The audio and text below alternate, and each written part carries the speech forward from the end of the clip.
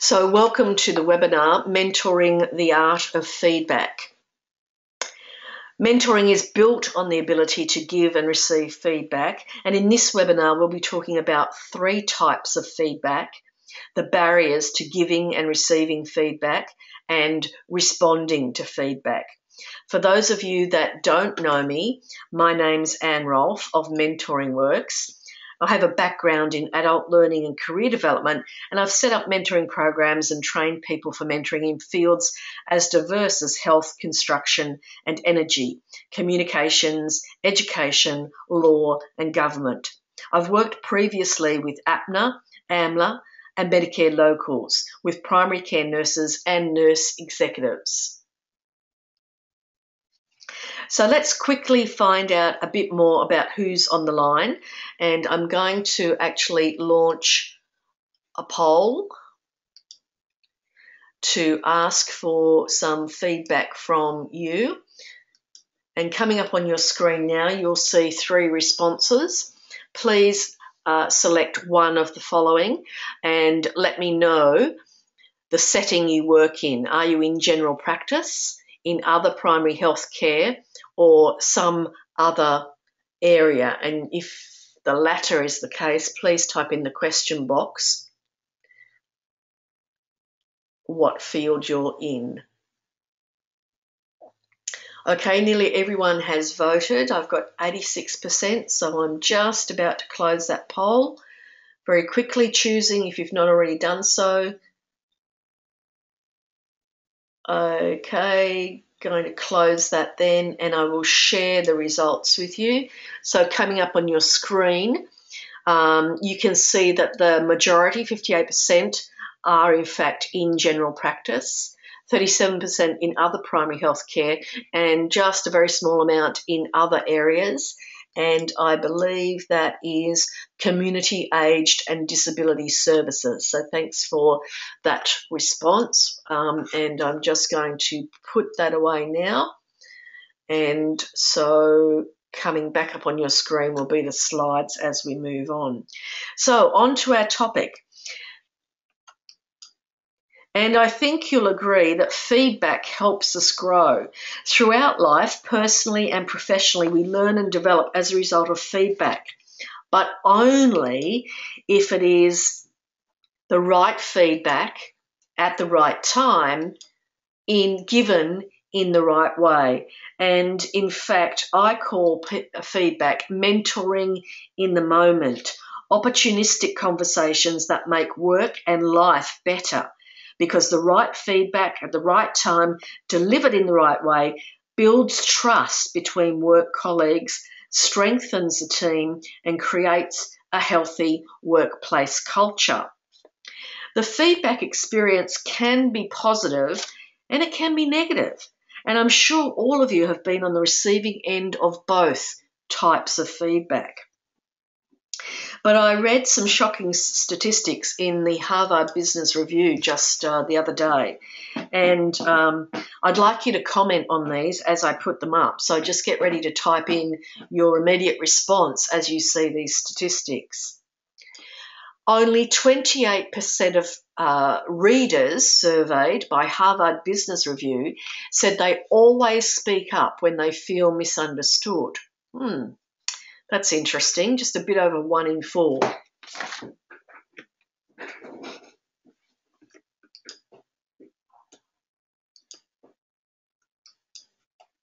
%26% often hint at it when they disagree rather than object outright.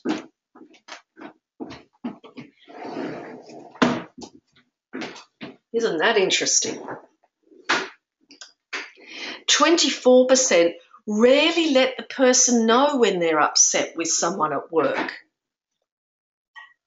I see some responses coming in. Do get your typing fingers out. When these hit me, I was really quite shocked. And the final one, 10% never ask colleagues to either stop or change behaviour that bothers them at work. And I can see a comment coming in here, and I'm going to read the comment without naming the person. And please, I'd love your comments as well. So here's a comment. Yes, seems not done to be open and clear. Yeah, what this says to me is like about 1 in 4 people are just suffering in silence when things happen that they don't like. Here's another comment. Not surprised, really.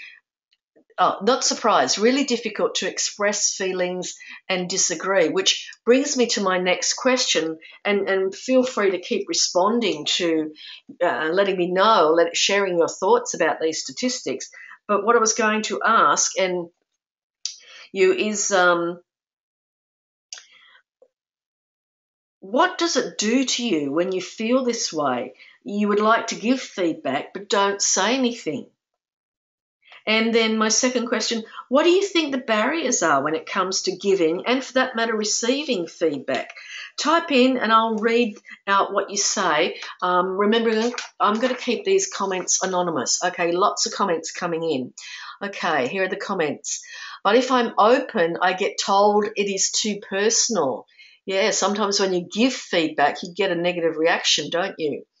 Tragic, this is the case. Yes, I agree. Think about all the dissatisfaction, resentment, upset that's out there when we don't say how we feel.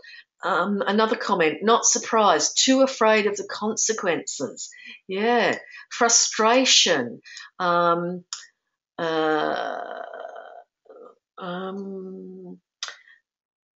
not make any difference, makes me feel dishonest, but fear of reprisal. Yeah, this is the worry, isn't it? Someone's saying, as I get older, I am more open. I'd agree with that. There comes a certain age where you get bored with just towing the line. Feel disappointed and often ruminate over the loss of opportunity. Yeah, one of my frustrations is that inability to think of something to say right at the time, and then you stew on it and think, oh, why didn't I say this? Why didn't I say that? If not saying anything, frustration often increasing, and it can boil up and boil over, can't it? That was a timing error. Yeah, I figured that. No worries.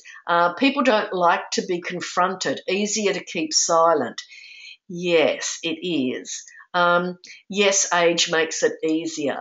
Was told I wasn't spoken to directly as I was too sensitive. Was then informed by intramail. Oh my goodness. When you speak up, you get shut down. A fear of negative consequences can hold people back. Quite often it's more negative than positive. Yeah, I agree. Agree with age-related openness. Like to consider what I want to say before I say it.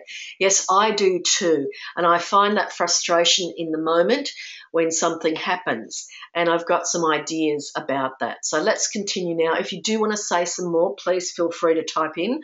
I'll glance at those again shortly. Because feedback, even when it's done right, is not always going to be a positive experience. But we must find ways to make it a positive experience if we can, because decades of research have shown that we need positivity to outweigh negativity in our lives and in our workplaces if we are to flourish. If the ratio is out of whack, relationships suffer, teams don't function well, and people are less productive. There is a magic ratio. And I'm going to ask you to guess what it is and type it in. A magic ratio that Barbara Fredrickson talks about in her evidence-based book, Positivity. Now, she's not just advocating positive thinking and affirmations here, though those might be useful. What we're talking about is experiencing heartfelt emotions like hope, pride, amusement, inspiration, and so on.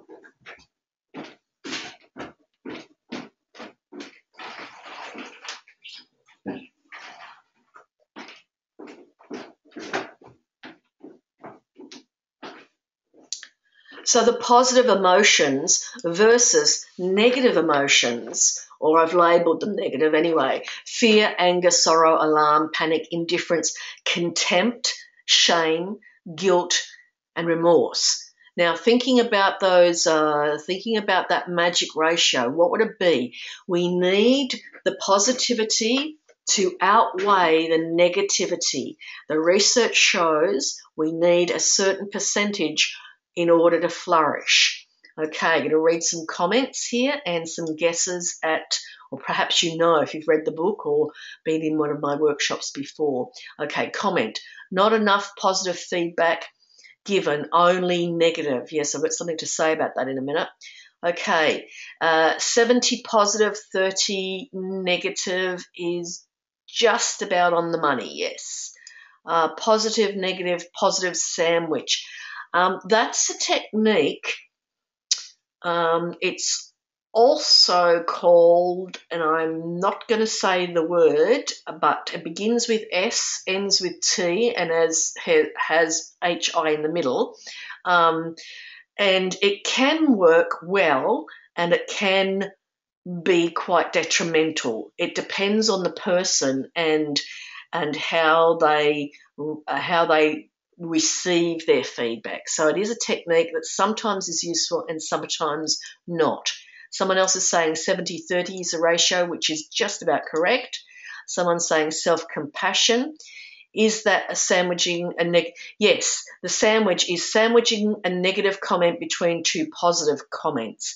My reluctance around that is that sometimes people don't hear the message. It also can train people to think every time you give them a compliment, they're just waiting for the rest of the sandwich, the filling in the sandwich. And but other people, you need to kind of nurture them a little bit. So give them some positivity before you give them the negativity. The ratio is not related to the sandwich technique. It's talking about life in general, and it goes beyond feedback. It talks about the positivity in our life, our experience of these positive emotions versus our experience of negative emotions. And someone else is saying 60-40. So let me give you the answer, which most of you have been very close to. It's a ratio of 3-1. So I think that's about 75-25, isn't it? So 3-1 is the actual ratio.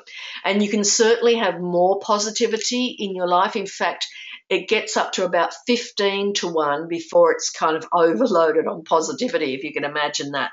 But a lot of people actually have the opposite of this, don't they? I work with people in juvenile justice, and they tell me for a lot of the young people in institutions, it's heavily geared the other way, and they're actually using this magic ratio in their interactions with the young people who are in juvenile justice centres to try and modify their behaviour. So what if I told you there was a simple way to apply this positivity ratio in your workplace that has been shown to increase unique patient visits, increase their likelihood to recommend your organisation, and significantly improve medical practice provider scores? It's a way of providing social support to work colleagues and patients, and social support has been linked to positive physical and emotional outcomes, employee engagement and productivity. Do you think your practice would go for it? Would you? Well, Ochsner Healthcare Services in the US did. It had its 11,000 employees and educated all their leaders, physicians and nurses and support staff to implement what they call the 10-5 way. And they got these very bottom line building results. Now you might be asking, well, what's the 10-5 way? It's a method that they came up with where when you walk within 10 feet, what's that? That's about 3 meters. When you walk within 10 feet, you make eye contact and smile. So whether it's a work colleague, a patient, or someone in your vicinity, within 10 feet or about 3 meters, you make eye contact and smile. When you walk within 5 feet, you say hello. Now, if you start doing this by yourself or even with your team, it might feel a bit silly and forced in the beginning, but building the habit has personal benefits as well as business ones. Eye contact, smiling, greeting is the most basic form of feedback. It says, I see you, I respect you, I care. Love to get your responses to this. I see one there already. Yes, with an exclamation mark. So thanks for that. What are your comments or observations, reflections on the 10-5 way? And as I said, that was research reported again in Harvard Business Review in a healthcare facility, and so I thought that would be quite relevant for you. So I'm reading these comments. Everyone wants to be seen. Yeah, isn't it frustrating? When you walk into a reception or a shop or something, and you're standing right there, and they don't even acknowledge you with now they might be on the phone or they might be dealing with someone else, but just to give you a glance and a smile, an acknowledgement that you're actually visible to them would be so nice. Okay, someone's saying simple to do and simply fabulous. Yeah, look, it is the most basic form of feedback. Someone's saying good customer service. Someone else says sounds good. Very simple and so meaningful in terms of human contact and engaging with everyone. Yeah, when I was putting this together and thinking I'm going to tell you to make eye contact and smile and say hello, I thought, that is so basic. They're going to but it is so basic, but it is something, especially when we're so busy and so caught up and so stressed. It's something that can be easily overlooked, especially if there's a bit of pressure there. More comments coming in. Acknowledging the person has arrived by brief intervention works to make someone feel important. Why is it that the people who need to hear all this wonderful stuff, you don't? Yes. Timely reminder for me, as recently I have gotten too busy to acknowledge and rushing around doing my own selfish work. And I was actually talking to a Medicare local recently, and they quoted some research to me. I'm just trying to remember off the top of my head. They were saying that it takes the average person on the phone about at least 30 seconds to explain what they want and why they're calling, but we tend to interrupt them after 15 seconds, so they never get the chance to explain. So that's another thing, just that bit of patience and letting them, however torturous it seems, actually try and express themselves before we jump in. So another comment, lots of comments tonight, calming and displays confidence. Yeah, look at this photo. You can see there's eye contact. Even though you can only see one face on in the photograph, it's clear there's eye contact. And more than that going on there. Okay, another comment. Often do this with patients, but not always with colleagues. You know what? That's such a good comment. We need to support one another. We want to build trust in our workplace. We want to build confidence in people. And this is just an easy way to do it. So you're all going to go into work tomorrow and be smiling and making eye contact. And you know what? They're going to wonder what you're on. But that's okay. Good feedback means good listening. Yes, it does. Okay.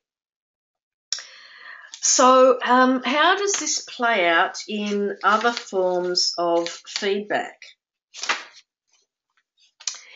Well, chances are people in the workplace are not getting enough positive feedback. Someone's already mentioned that. I've been a consultant for over 30 years, and people often tell me they get seagull management. Perhaps you've heard of it. It's where managers fly in, poop all over you and fly out again. Hopefully that's not what happens where you are, but I do get comments like they're quick to tell us when something is wrong, but rarely tell us when we do things right. And that's my point. We need positive feedback and we need corrective feedback. And we need a lot more positive feedback, at least 3 times as much. Imagine this. No, better still, draw a picture. I want you to draw a picture of a sailboat, something like this. I mean it, just literally draw either on your handout or a piece of paper. It doesn't have to be great art. No one's going to see this but you. I usually do it on a whiteboard and play sort of Mr. Squiggle. Can you guess what I'm drawing here? And my drawing is very crude. So drawing a sailboat on a piece of paper for yourself now. Now I want you to draw 3 arrows that represent the wind in your boat's sails, pushing it along. So what happens when the wind stops? The boat drifts aimlessly at the mercy of the currents, and people are the same. If you don't give them positive feedback, if you don't tell them they're doing things right, praise them for a good job, they may not know. And even your best people may start to drift off course. In fact, you may even do it yourself. I know I can. Without the validation and support we need to keep us on track. But wait, there's something missing from this picture. Can you see what it is? The boat's just a model on your screens here, but on a real sailboat, if this part wasn't there, the boat would drift at the mercy of the wind and the current. Any sailors out there? It's the rudder. So on your drawing, please add the rudder at the back of the boat. On a small boat, someone sits near the back to steer the course with the tiller attached to the rudder. On a bigger boat, it'll be attached to the wheel near the middle. For our purposes, the rudder represents corrective feedback. We need positive feedback and we need corrective feedback given in a positive way to flourish and to grow. So here are the 3 types of feedback we need to know how to give and receive in positive ways. Get ready to write these down as I explain them. First of all, affirming feedback. These are behaviours you want people to keep doing or do more. I'm going to ask for some workplace examples from you in a minute. So thinking about your work colleagues and the things you'd like them to do or keep doing. Sorry, keep doing or do more. Then there's the second type of feedback, correcting feedback. And this is about behaviours you need someone to do differently. And finally, we have reviewing. And this is when you're willing to find ways to do better, and you're going to work on that collaboratively. So it's kind of inviting someone to change the situation, but working on that together to figure out things you both might do to get a better outcome. So what I'd firstly like you to do is type in list some positive things people do in your workplace you want them to keep doing and do more often. If you type these in, I'll read them out. Okay, so someone's saying praise, and this is one of the ways that you give positive feedback. Okay, so I'm seeing some of the behaviours. Now, as I read these out, you might want to jot them down just to kind of jog your memory because perhaps they're true for you too. So someone's saying the positive behaviour they want people to keep doing or do more is step in and help out with patient load when very busy. Okay, someone else is saying communication. Someone else is saying, in capital letters, working as a team. Someone else is saying showing interest. Okay, smile. So we've already talked about that. So if they start doing that, you want to give them some positive, you want to affirm that for them. Acknowledgement is another one. Okay, maybe saying thank you, yes. Okay, being supportive. Okay, restock my room. Okay, so some good examples there. One more. Respect that goes both ways. Terrific. I suggest looking for every opportunity to give affirming feedback. In behavioural psychology, we call this positive reinforcement, and it ranges from that eye contact and a smile, saying thank you, letting people know you appreciate them, nodding or making a short comment that lets a person know you're listening, giving a compliment. Now, it must be genuine. People have very good BS detectors these days, so honesty is vital. And of course, someone already mentioned giving praise for good work, effort, and achievement down to actual rewards. Okay, just looking at some more comments. Expressing their thoughts more often rather than just listening. Ha ha ha, the good old restocking. So some sympathy there, or empathy. Someone else is saying, do things that you would ask others to do, such as cleaning. Okay, cool. So when you give positive, affirming feedback, it not only increases the positivity ratio, but it also builds trust and rapport and a workplace culture where people feel respected and valued. As well as reinforcing desirable behaviours, praise actually increases endorphin levels, the feel-good hormone.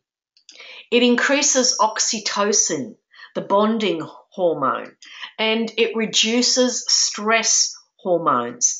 Sounds like a good recipe for better relationships to me. What do you think? All that is the result of praise, as well as that affirming feedback that will reinforce the behaviours that you're looking for. Now I'd like to hear from you some of the ways you or your workplace could do to provide affirming feedback. Again, type in. So I'm looking for specific examples of things you could do or say that would be affirming and reinforcing. Okay, comment coming in. I find if I give praise, it also makes me feel good too.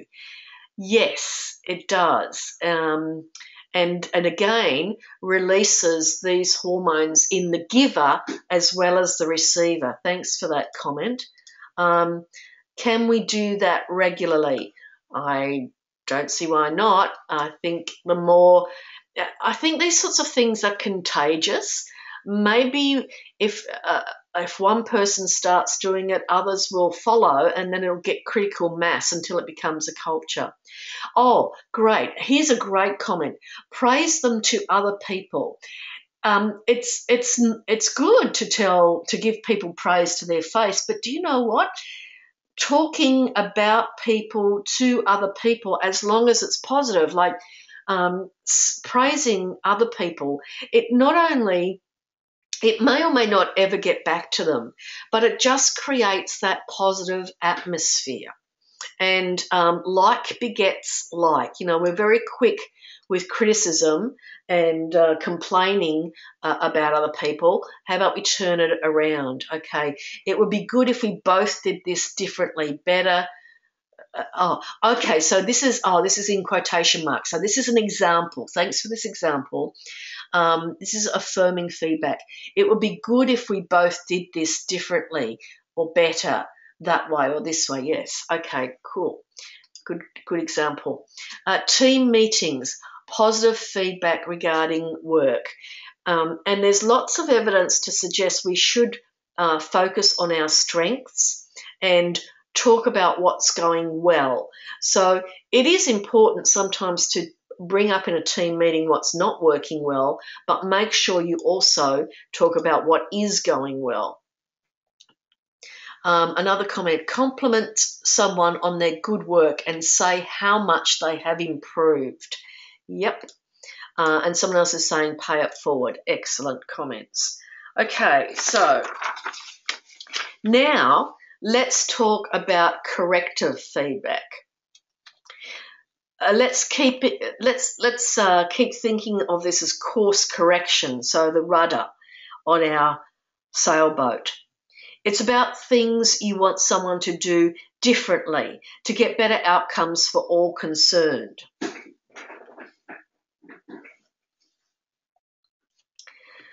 Because there are times when it's helpful and necessary to give another point of view or a different perspective, express your opinion, give guidance, point out consequences, request or even demand a change of behaviour. When we build relationships where we are known for giving genuine positive feedback, when we demonstrate that we respect and value people, when we are positive role models in our own behaviour, then when we have to give corrective feedback, there's more chance of us being perceived with respect, credibility and good intention. There's more likelihood people will hear and listen. There's more probability that they will act on our recommendations. Otherwise, in the face of corrective feedback, people become defensive, rejecting, or see you as a seagull. So, again, list some things that you'd like people to do differently, and you've hinted at them some already. And we'll look at how to give feedback to encourage them to change. And as your comments are coming in, I want to acknowledge what some of you may be thinking. No matter how positively you try to give feedback, some people are going to react badly. And I've had that experience myself quite painfully, quite recently. So I completely acknowledge that no matter how hard you try and how positive you are, sometimes there's going to be people out there who are going to be defensive, who are going to be aggressively defensive, in fact, and reject your feedback no matter how positively you try to express it. Okay, I have a comment or a question that says explain why. I think that comment is adding on to the affirming feedback, and I've got something to share with you in that line in a moment. You're quite correct. You do need to explain why. I think this might be a question. It's a comment. Do corrective feedback quietly and in a respectful way and not shaming the person. Yes. Many, if not most people, have a tendency to get defensive, and I'll talk about why in just a moment. So you need to do everything in your power to reduce their feelings of a need to defend. So to come across as not being attacking, not shaming or belittling them. Someone saying make it private and appropriate. Yep. Another comment, include everyone in the corrective process without singling anyone out. Okay, unpack the issue together and that the team effort is required to fix this. Okay, if it is evidence-based practice that can be corrected, show the evidence. Sure. Okay, so let's look at why that defensive response is so prevalent. It is, in fact, an automatic response. It's normal and human response triggered in the brain. In particular, the fight, flight, or freeze response is triggered when we feel threatened. And sadly, for most people, most of the time, corrective feedback is perceived as a threat, or at least something that takes us out of our comfort zone. And when we're out of our comfort zone, we can become decidedly uncomfortable. Some people talk about the emotional brain, the limbic system that's activated by threat, that releases the stress hormones and stimulates physiological reactions to a threat. What we need to do is engage the executive function of the brain, the prefrontal cortex, to calm this response and receive feedback in a constructive way. I don't know if any of you are familiar with Dan Siegel. He has a wonderful way of demonstrating this whole concept of the automatic response, the fight, flight, or freeze, and the executive function. He calls it the hand model of the brain. And I've put a link to his video in the handout, and I'll put it on the webpage for you. Now, the problem is when we don't have that magic ratio of positivity, or worse, when it's stacked the other way, so when our emotions are overloaded with these negative feelings, it's very difficult to engage the executive function that is needed to override that fight, flight, freeze response. So some comments coming in, and feel free to add to the comments. Okay, comment. It is often very uncomfortable to give corrective feedback. Yes, so it's uncomfortable to give corrective feedback as much as it is sometimes uncomfortable to receive it. It takes practice and it is a skill learned. Sometimes it is a bit difficult and doesn't go well. Thanks for that comment. Very true. Another comment, only through feedback do you know how others perceive your work. Good base to evaluate and chance for learning, definitely. So let's talk about how to give, so some guidelines here for both giving, affirming, and corrective feedback. And the first point is to do it as soon as possible. The closer to the event you give feedback, the more it is associated to the behaviour. A cause and effect relationship is recognised in the brain. Feedback must be sincere, and this is the BS detector I mentioned before. Compliments and concerns must be genuine, so we don't just sound off because we're in a bad mood, and we must look for genuine ways to praise people and give genuine compliments to them. This is one that someone mentioned before, so being specific. So saying good job to someone is positive but vague. Adding what was most effective, or people talked about explaining why. So getting that specific in your feedback, whether it's positive or corrective, affirming or corrective, is really important, and it will increase the effectiveness and the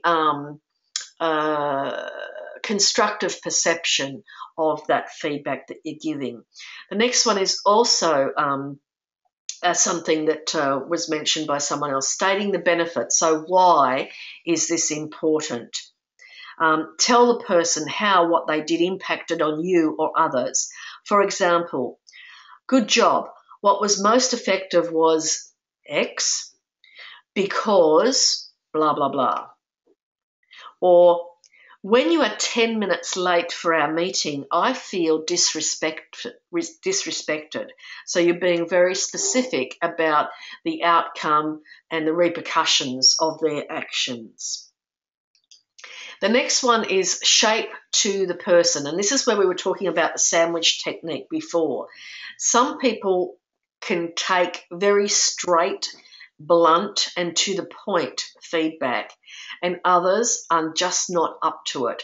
So for those people who are quite sensitive, and in some cultures it's very important too, you need to let the person know that you regard them, you respect them, you regard them highly, and there is information you need to give them in order to help them improve.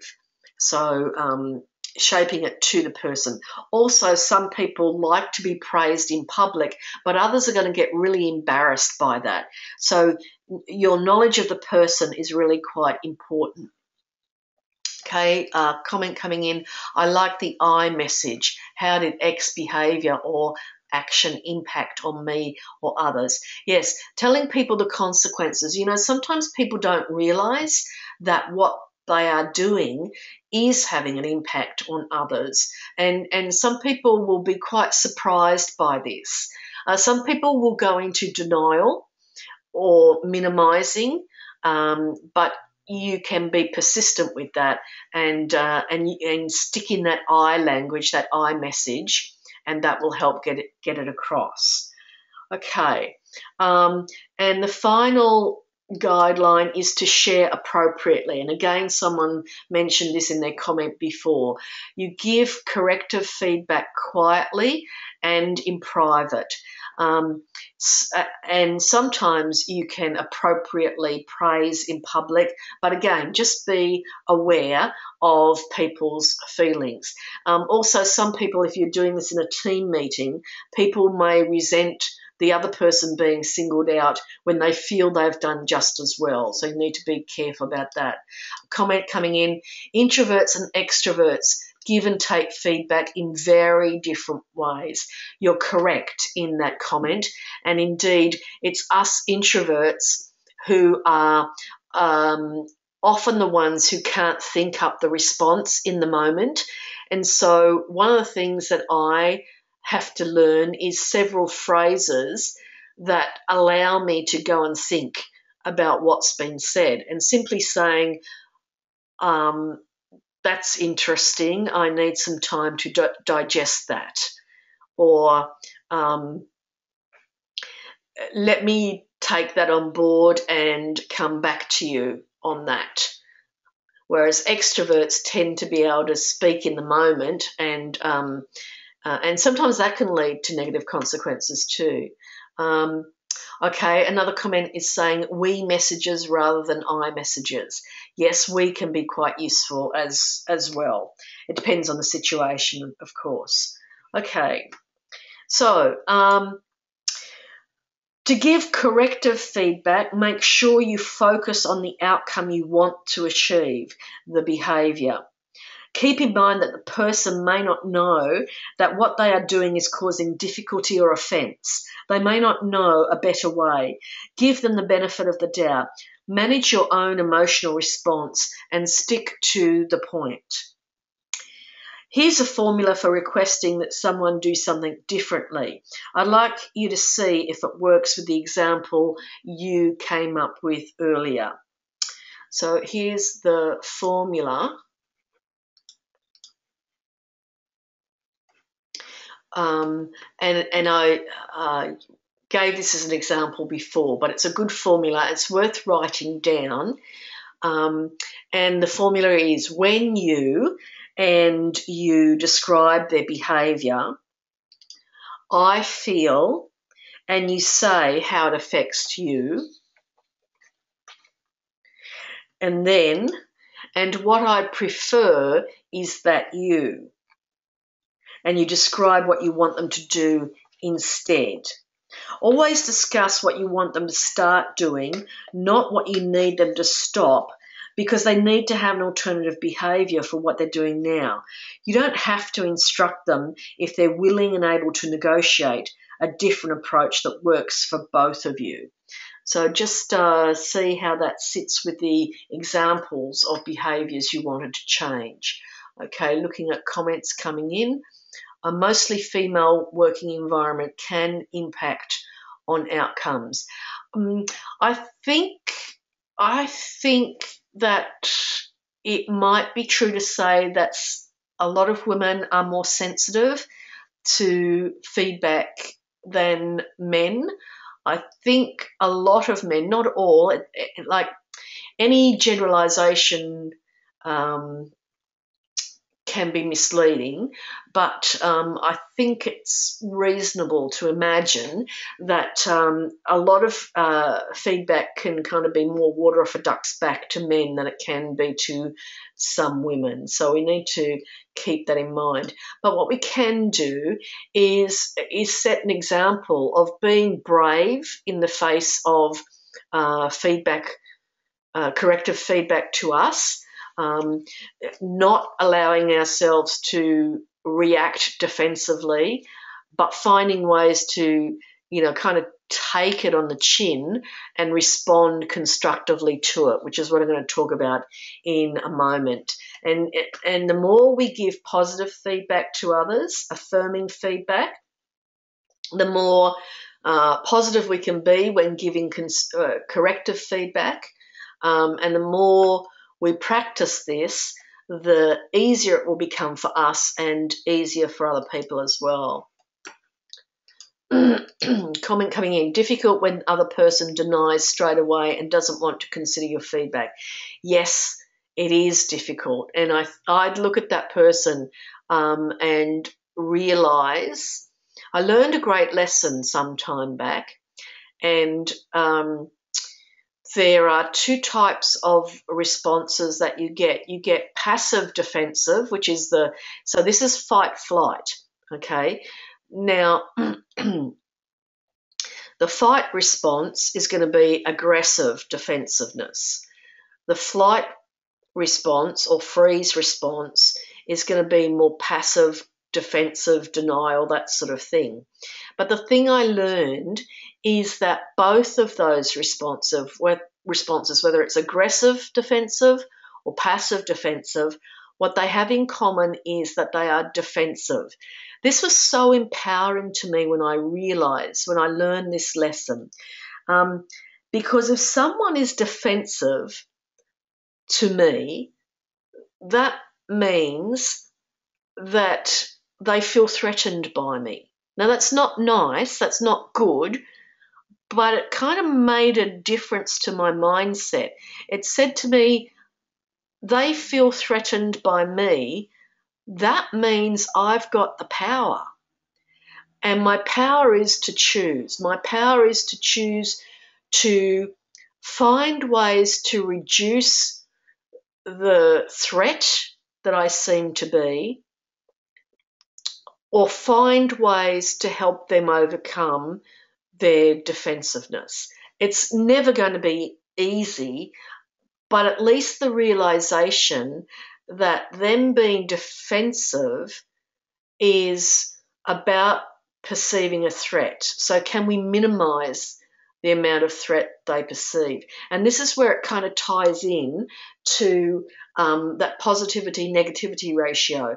The people that are most defensive are going to be the ones with so much negativity in their lives. And you know what? Quite a lot of that negativity is self-created. They just don't realize it. We can only counter that by offering more positivity. It's not always going to work, and it's never going to be easy, but we can only do our best within our power. So the third type of feedback that I wanted to talk about is this idea of reviewing. And reviewing is where you actually take a collaborative approach. And some of you have mentioned this, the team effort, bringing the issue up. This is where there's an agreed goal to improve. So you and the other person or the team have agreed that we're setting a goal to do some things better, to do something better. This is where you make sure you need to discuss what's working well now. So we're setting a positive tone. We're acknowledging and recognizing all the good stuff we're doing. And we then can talk constructively about what's not working well, which leads us into what could we do differently in order to get better outcomes. So when you want to change things, it's best to, and this is one of my mottos you will have heard before in mentoring, ask before you tell, listen before you speak. And we started out talking about the barriers to giving and receiving feedback. And we've talked about the three types of feedback. So I want to finish up with responding to feedback. So can you type in for me now what you think the way to respond when you receive affirming feedback? So when someone praises you, someone gives you a compliment, someone says something about you, to you, what do you think is the way to respond to that affirming feedback?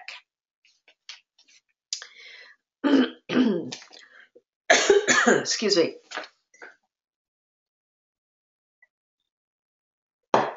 I see the comments coming in, and I'm going to come back to them in just a moment. I'm going to look at corrective feedback first of all, because corrective feedback, as we've discussed, can feel threatening or uncomfortable. We need to engage our executive function in the brain to calm our own fight, flight, freeze. When you are calm, it helps calm others. We can do that by asking ourselves 3 questions. First, what is this person's intention? Why are they telling me this? If they have good intentions, like your well-being, professional development, better teamwork, patient outcomes, process improvement, or other positive intent, it's worth pausing to hear their input. So, taking a deep breath or any of those things you do that help you stay calm as you do in the face of very trying circumstances. So ask yourself, what's this person's intention? Is it a positive intention? The second question, and remember you're asking yourself this, you're not asking it out loud, is the feedback valid? It's probably valid from their point of view, but they may not have all the facts, or they may be interpreting the situation differently from you. The next question is, does this person, the situation, or a better outcome matter to you? Should you care? Because I'm sure you know there are people out there that sound off for their own reasons that are nothing to do with you. They have no good intention. They say ridiculous things, and as upsetting as they may be, they actually don't matter unless you allow them to. But assuming there's good intention, the feedback is valid, and it does matter, then you need to ensure that they feel heard and consider what you might do differently for a better result. When you're receiving feedback, envisaging what the ideal situation would look like and comparing what's happening now or the real situation, and then acknowledging the differences between the current reality and the ideal situation is a positive approach. Then you can draw from your past experiences, your strengths, and strategies that have worked for you to come up with identifying what needs to change and how you might do that, or an action plan. So let's go back and read some of the responses to positive affirming feedback, a compliment or praise. So thank the person, thank them for the compliment, say thanks and then return a compliment. Yes, if you've got a genuine one. Thank you, I appreciate that. Nice, I like this. Thank you, I appreciate that. Nice that you noticed that. Yeah, I often say thank you, and thank you for saying that, or thank you for noticing. Say thank you. Thank the person. Yeah, because see, thank you is affirming feedback. If you want to get more affirming feedback, remember we have to give affirming feedback and reinforce the behaviours we want people to continue doing or do more. Okay. Comment. It feels a bit embarrassing, but I've learnt just to say thank you. That is very kind. I wonder why it is we feel embarrassed. We feel modest. I think it's sort of something of our conditioning, but I think we need to, another thing we need to overcome, because you're quite right. The most important response to praise, compliments, and any affirming feedback is is to say thank you and another comment, say thank you and tell them you appreciate it. Be grateful and indicate that you feel positive about improving in your position. First say thank you, then I will endeavour to keep doing that, whatever it is. Good comments here. Thank you. And if it is true, acknowledge that they are the person whose example inspired me. That's a wonderful response. Giving thanks. Sadly, I often water it down as I find it hard to receive positive feedback. Yes, this is a very common feeling, like the being embarrassed. And you know what I learned from someone some time back is when you brush off a compliment, you're actually being rude to the person. It's as if someone gave you a gift and without unwrapping it, you just threw it back at them. So be careful about this. Is a human tendency and one that many of us have. Thank you very much for sharing that. And I hope we can all learn from that. So don't water them down. Don't brush them off. Don't deny a compliment. And another feedback here is saying smile as well as saying thank you. Yeah, a smile is such positive feedback and so useful. Okay, so we're coming to the end of our time. I'd love to hear your key takeaways and the actions. You know, they say knowledge is power, but it's actually what you do with knowledge that's powerful. I've enjoyed sharing these ideas with you, but I'd love some feedback as well. So let me know what your key takeaways are. Type them in. And also, what are your actions? Now, we have come to our time, but I will be hanging around for any more questions that you want to ask as well. So please feel free. I'm interested in your key takeaways and your actions and any additional questions that you have. I will stay and respond to those. Okay, so these are key takeaways. Simple things, smiling and saying thanks. Yeah, sometimes it's the simple things. You know, sometimes we don't need to hear something new. We just need to hear something true. Any more comments, questions, your key takeaways and your actions? I'm going to wait for a few more seconds. Okay, comment. I like this comment. I'm going to share this comment. Thanks for your lovely tone of voice presentation. You are most welcome, and thank you for the positive feedback. Consider some phrases that can be affirming, correcting, and reviewing. Yes, build up your repertoire. Build up a little toolkit of phrases that just roll off your tongue. Genuine comments in your own words that fit your own language. Really important. So build those up and have some at the ready. Someone's saying, I really liked the sailboat analogy and the idea of feedback being a corrective process. Yeah, like a course correction on that boat. Thank you. Another comment, start with colleagues by acknowledging them, smiling at 3 metres, then saying hello at 1.5 metres. I hope that pays off for you personally and also your practice. Certainly the evidence is there from the US that does work. I think you'll enjoy it, if nothing else. You can hear the smile in your voice. Yes, you can. Takeaways, show caring, empathetic friendliness and acceptance. Key takeaway, give feedback at the right time in the right way. Seize the moment.